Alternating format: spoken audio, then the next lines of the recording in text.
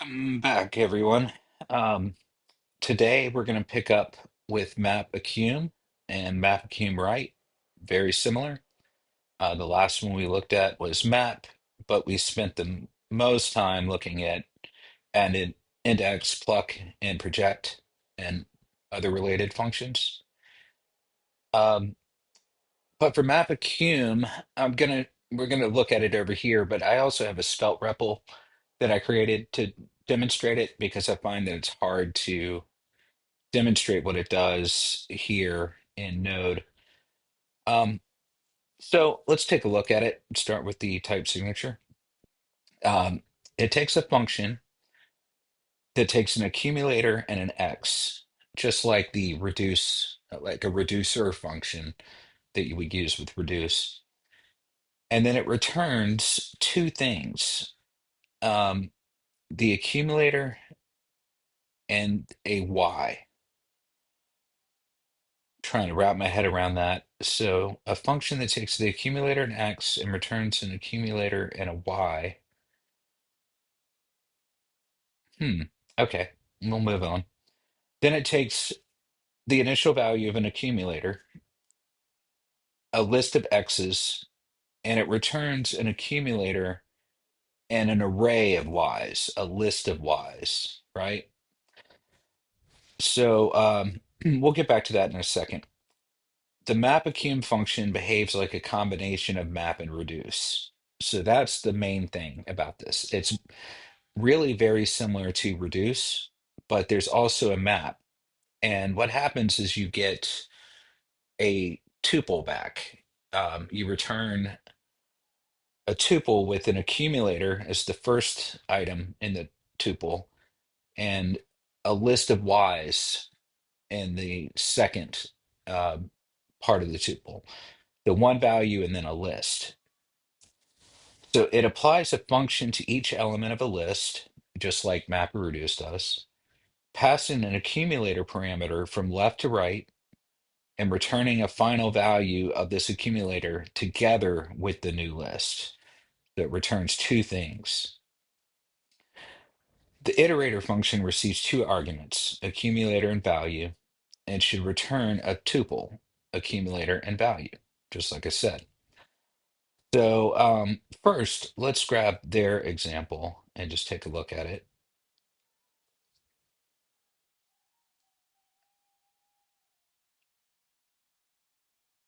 So what's weird about this example is that they have these digits, but they're strings. So as we're adding them here, we're concatenating the strings instead of using the numbers, but that's okay, just as long as we're aware of it. And if I run this code, node index.js does nothing because I'm not logging it. When I log it,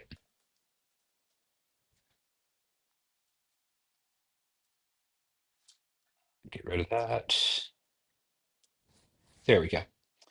So we get back this tuple, like they said, where the first element is the reduced value, and the second element is like a list of steps when it was iterating over it. So two calculations going on at once. In this function appender that we're passing to it, we're doing a plus b. So if we just did like this is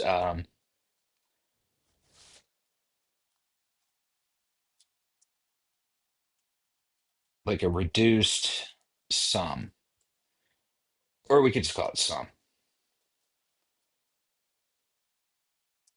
right? So we're taking the accumulator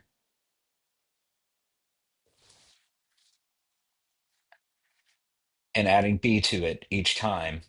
So the left-hand side is just like reduce. And we're passing, in fact, let's see if we can just change this to reduce and use sum. And I'm expecting to get 0, 1, 2, 3, 4, and I do, right? So the left side is just reduced. The right side of the tuple or tuple is going to map the value, but it's going to map the accumulator, right? And so here we're doing the same operation, and that's why we get 0, 1, 2, 3, 4. But on the first go around, we're appending the first item in the list, the string of 1, to the initial accumulator, which is 0. We get 0, 1, and that becomes the new accumulator. And then we go to the next iteration, which is 2, and we're concatenating 1, 2. I'm sorry, we're concatenating 2 to 0, 1 and getting 0, 1, 2, and then so on and so on. And then we return not only the accumulated value, but a list of the mapped values as well. Um, yeah, so let's get rid of that, and let's go back here. Just run it one more time. So this could be pretty useful, I think. Um, let's go to the Svelte example that I created. And if you haven't used Svelte, it's basically like React for reactive programming. But let's not worry too much about the HTML. Let's just worry about the JavaScript. Basically here I've just got an input, and when I press the plus button, it adds the value of the input to this prices list, which starts with 5, 10, and 7, and then everything updates. And because it's marked as state. And this function, the body of the function is inside this derived rune, is what it's called. Special syntax for Svelte. Looks like a function, but it's not really. But here we're doing our r.mapAccum, and we're passing this function into it.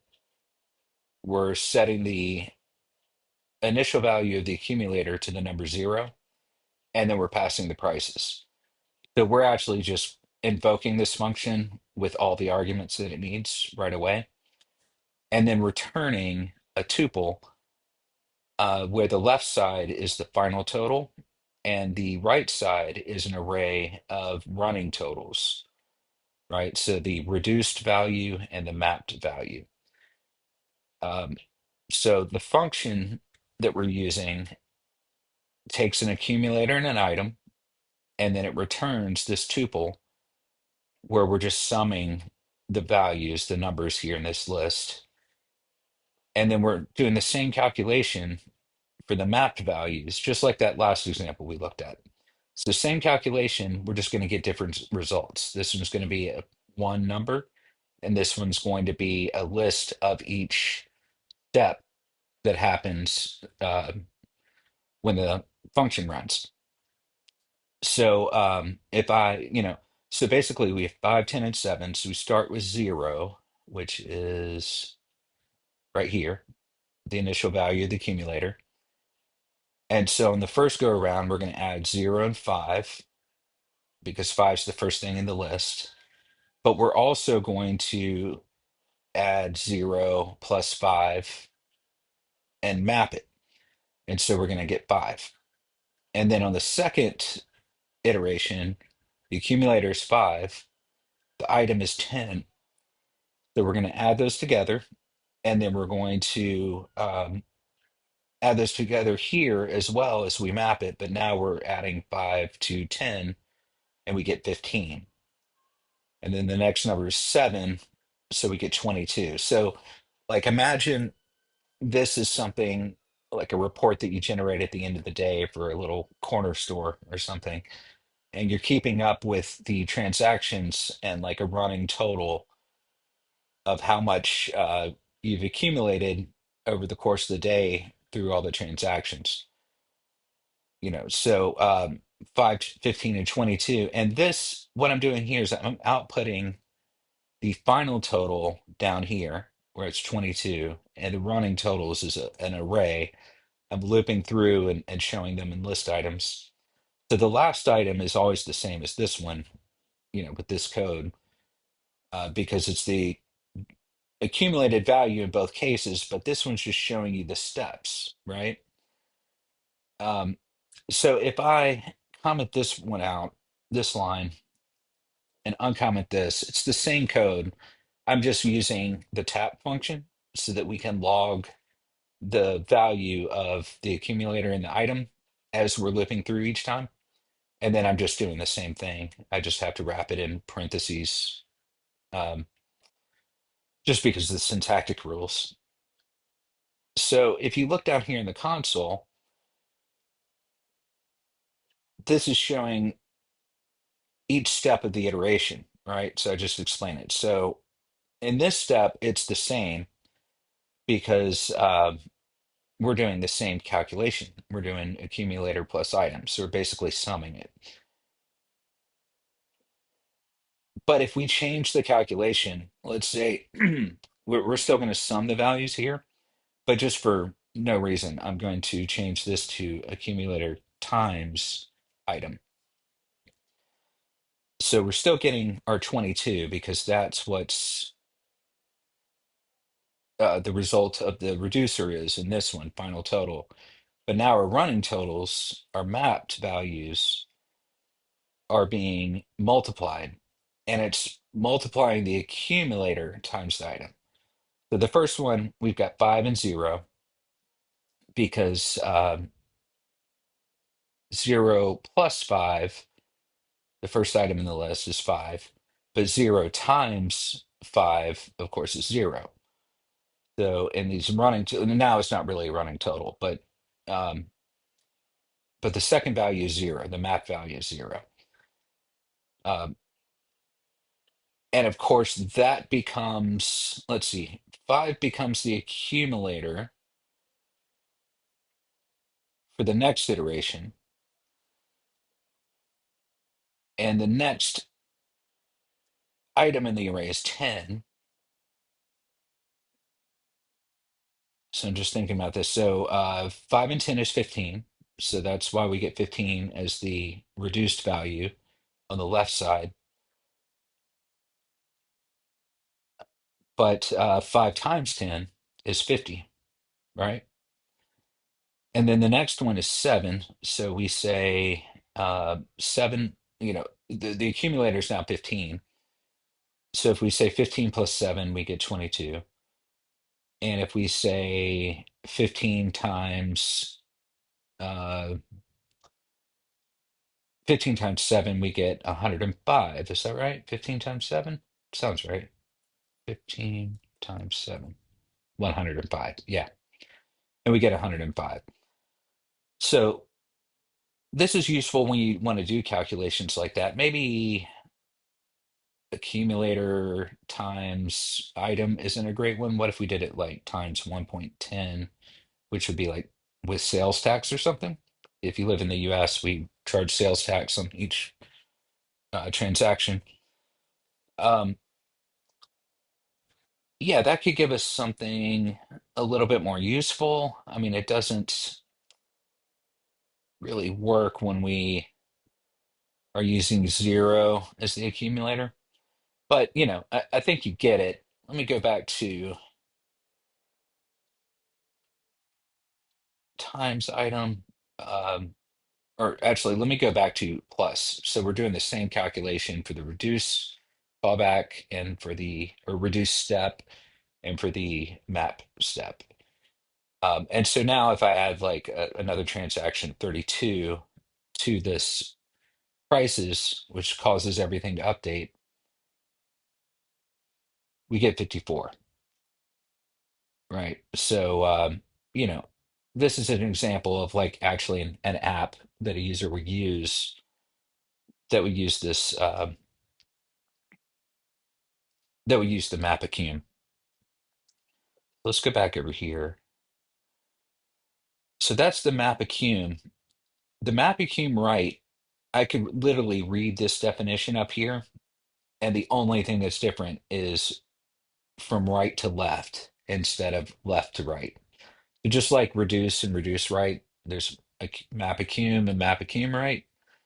So if I did mapAccumRight here,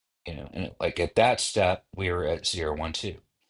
It's going to go left to right. It doesn't look like there's a right to left, but we could always reverse it, reverse the list and then do it. But I don't think most of us iterate through code from right to left or from last to top, last to beginning. So yeah, pretty simple.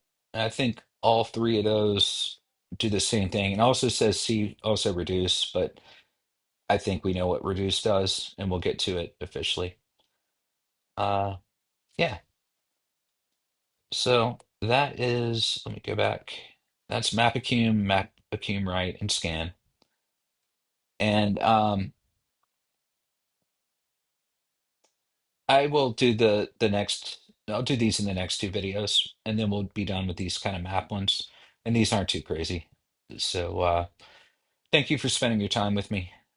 Tell a friend, and I'll see you in the next video.